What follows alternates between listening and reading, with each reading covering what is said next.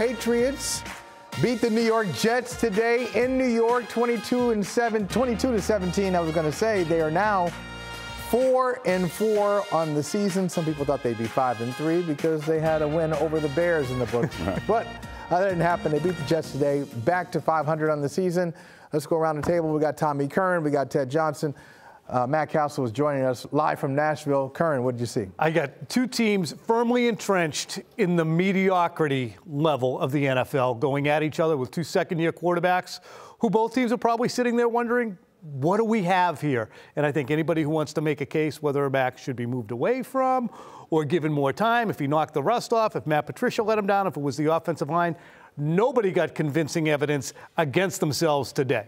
It was a stinker today. I mean, let's face it. I mean, that first half by Zach Wilson, I mean, it was the best he's ever played, right? It looked like. And then the second half, we saw Zach Wilson turn into Zach Wilson. But let's face it, this game came down to really the Jets making just terrible mistakes. Zach Wilson's interceptions in the second half and right before the half. And then the roughing the passer call by John Franklin Myers that negated a pick six that Mac Wilson threw. That was a terrible play. That score 17-3 going into halftime. But because of that penalty, roughing the passer, the Patriots get second life, go into halftime down 10-6. And that was kind of the ball game right there. The Jets gifted this game to the Patriots. It wasn't pretty. They didn't go out and take it. There were some good things. Jacoby Myers just good, Ramondre Stevenson. But overall, really, like Tom said, not a lot to glean from this game as far as positives for the Patriots. How about that, Cassel? You agree? I think there's a lot to glean from this. What do you see? Hey, they won a football game, boys. They're back on track. No, there's a lot more that this team needs to work on, particularly the offensive side of the ball. And you saw their inconsistencies throughout the day, whether it was offensive line, whether it was third and long situations. The pass game really could not get going. There was no explosive in the pass game today. It was a lot of possession passes. And the defense really and special teams are what put this team in position to win this game, particularly in the second half. The turnovers that Zach Wilson basically threw up to them, they took advantage of that. The special teams play, the return by Marcus Jones in the third quarter to set up another field goal, because really the offense had the one series at the start of the second half, which was a big series to come out and get on the board with 7 points, but it took them all 4 downs down there in order to do it. And then from there, it was one field goal drive that they put together, and then it was all 3 and out, 4 and out, and it was because of the field position that the defense and the special teams put them in that they were able to get field goals in those type of situations. Curran, I'm surprised to hear you say that about Mac Jones, that, you know, if you could make the argument for or against, depending on where you stand, I think he acquitted himself pretty well today. Too. I think that there was a rust knocking off period that Bill Belichick alluded to. Definitely. And then in the second half, I think that they got a nice rhythm. Credit to play calling to a degree, going up tempo. If you came into this game thinking that Mac Jones is the quarterback of the future, not to take him to a Super Bowl, but to build around, then you come out of this game feeling okay. But I think if you came into this game saying that Mac Jones is somebody who makes you uncomfortable, you still got evidence of that as well. That's what I'm driving at. I think the only thing that was uncomfortable for me, for Mac Jones, was like seeing him, you know, get thrown around a lot. You know, 3 sacks in the first quarter, and you're looking at his legs. And at times, we've talked about it in the first half, he didn't run out of harm's way and took some unnecessary hits. But as far as, you know, getting back into the offense and making some throws, Ted, I saw him make some throws today that I didn't see from Lil Bailey Zappi. I agree on that. Yeah, no, he did make some nice throws. And I thought, you know what, for the first time, I think all of us were kind of looking for it. Schemed up plays that were schemed up for him to kind of make it a little bit easier. The Jacoby Myers touchdown, a 3rd and 7 to Jonnu Smith, some other plays where it was like they really schemed it up for him. And that was good to see. Look, he was the leading rusher for the first, pretty much the first half. He was pulling the ball down, scrambling a little bit. But he did make some nice throws. There was a play action pass down the middle of the field to Hunter Henry in the first half that was nice. But he had one interception. That throw right there. That was a throw to Tyquan Thornton across the field. That's an arm strength throw right there. It's a nice throw, but it's hard to get that excited, I'm not going to lie, when he really should have had 3 interceptions in this game too. I know the offensive line was leaky, but he made some really bad decisions. That pick six was one of the worst interceptions I've seen. Yeah. He got lucky on that. He got bailed out by that, so it's hard for me to forget that play. Cassel, what did you see from just Mac Jones? In the first half you gave him, Professor Cassel gave him a 6 out of 10 in the first half. Overall now, you look at this game resulting in a win. What grade do you give Mac Jones?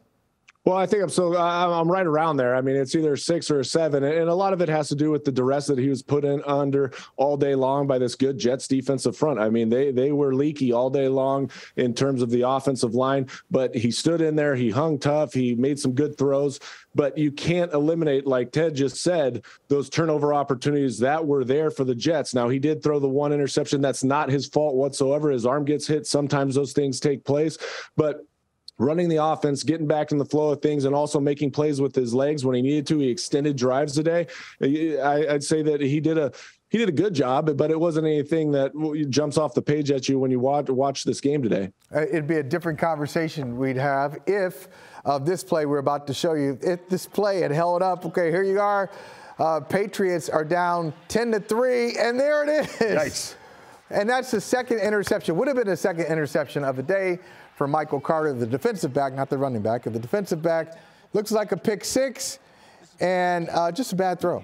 I have no idea where he's going with this ball. I think Jakobi Meyers was working inside on an option route, and Mac guessed outside. Yeah. And as a result, it's kind of a communication thing, but it doesn't relieve the idea that he was sitting down. It's apparently in the right spot.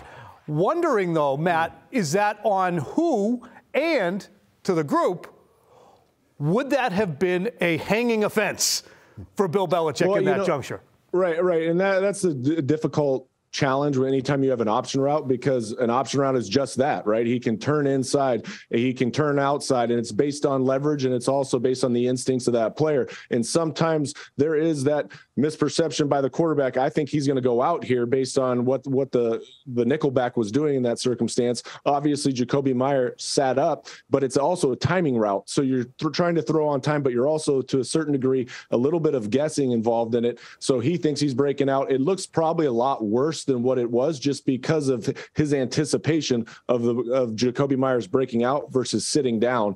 Now, it's not a hangable offense, but again, it's an offense because you've got to be on the same page, because that could have been that could have cost them the game right there. And that should have cost them the game. And that to me, it was, at the end of the day, was a penalty. Some people will question that. But what I liked from the Patriots in the play calling especially, there were some questionable ones. Don't kid me. That first 4th and 1 was a head scratcher. But they threw some play action out there. It took a while to get to it. They went empty a lot, Matt, which I thought always makes, I think, the reads easier for the quarterback.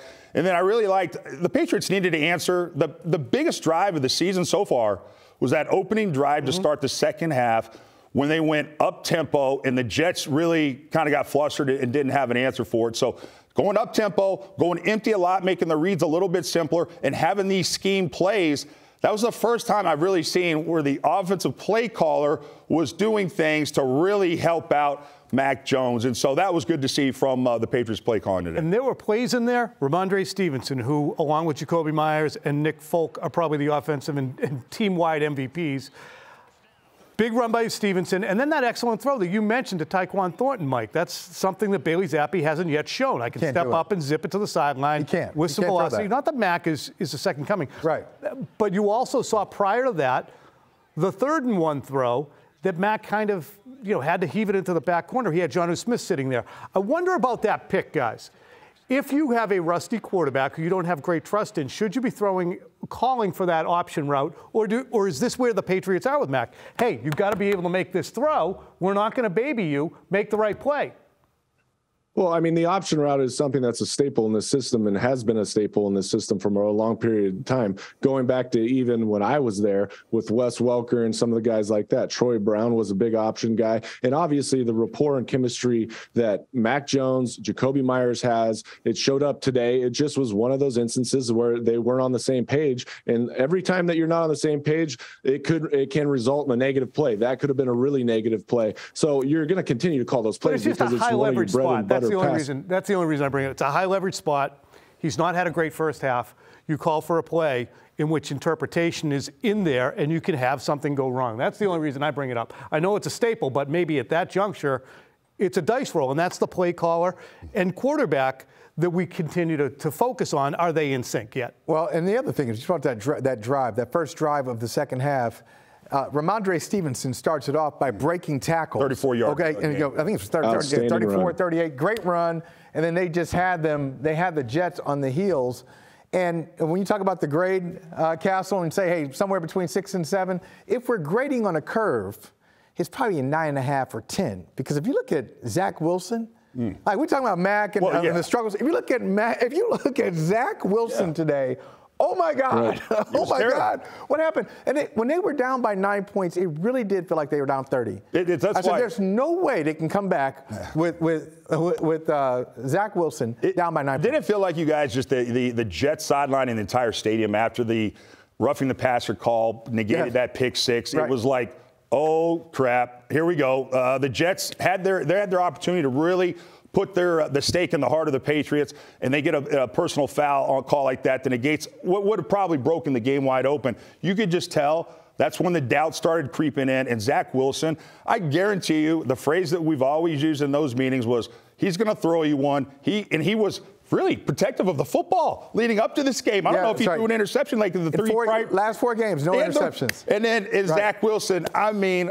horrible. Some of the worst interceptions I've ever seen, Matt, in the second half. Let's show you some. Yeah, they're so bad. I mean, they're so bad, and he's like a ticking time bomb. And I said that before. They were trying to, throughout the course of the year thus far that he's come back from his injury, they're trying to kind of hide him and not throw the ball, not put too much. But now with Breece Hall out and them not being able to get the run game going, I mean, that's just step into the throw right there. And then the other two are just full panic. And that's one thing that we talk about at the quarterback position all the time. You've got to be poised. You got to be composed, but you just can't make the terrible mistake. And he did that today right here. I mean, this is a joke. You're outside the pocket. You can easily throw it away and you toss it over there and get it picked for easy. That's inexcusable. These are just gifts. Throw it out of bounds. I mean, you can't do it. You just can't do it. And you talk about somebody that won't be playing long in this league. That type of play right there by a young quarterback, if he doesn't fix that at all, he won't be playing. I promise you that, because it hinders your team and hinders your offense too much. I'm amazed. You know, Zach Wilson, does he seem like a good runner to you? I mean, he runs around back there a lot, right? That's a good point. But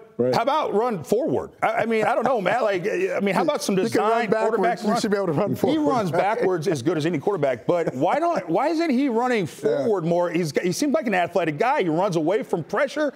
But they don't have any design runs, anything where quarterback keepers. They should get him running forward as opposed to running backwards, Matt. I don't know if you were the coach for him, what you'd be doing, but it just feels like they should let him run a little bit. If he's got to get that out of his system, design quarterback runs, because he can run backwards with the best of them. Yeah, just do anything other than this. I mean, that's really what it comes down to. He's got great mobility. You can see him. His pocket movement's great.